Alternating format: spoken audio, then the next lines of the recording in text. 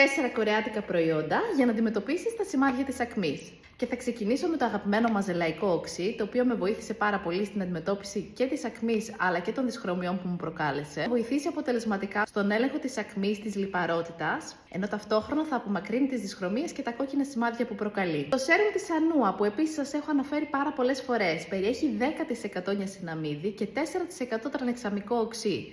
Είναι ιδανικό για εσένα που έχει σημάδια, δυσχρωμίες και πανάδες. Η νιασιναμίδι θα βοηθήσει αποτελεσματικά τόσο στον έλεγχο της λιπαρότητας όσο και στη μείωση της ακμής. HA. Πρόκειται για οξέα τα οποία βοηθούν στη μείωση των σημαδιών, στον ομοιόμορφο τόνο και στην ομοιόμορφη υφή της επιδερμίδας μας. Μπορούν να χρησιμοποιηθούν 2 με 3 φορές την εβδομάδα το βράδυ, έτσι ώστε να βοηθήσουν αποτελεσματικά στην ανανέωση των κυτάρων. Και τέλος, ρετιναλδεΐνη. Η συγκεκριμένη ρετιναλδεΐνη σε λιποσώματα. Φοβερές κριτικές τόσο για τη μείωση των δυσχρωμιών, αλλά όσο και για τις αντιγυραντικές του ιδιότητες. Θα την πρότεινα σε ηλικίες άνω των 25 ετών που αντιμετωπίζουν προβλήματα με δυσχρωμίες, πανάδες αλλά και ρητίδες. Βοηθάει φυσικά στην αναγέννηση των κυτάρων και στην πλήρη ανανέωση της επιδερμίδας σου. Βρες τα όλα διαθέσιμα στο kskin.gr.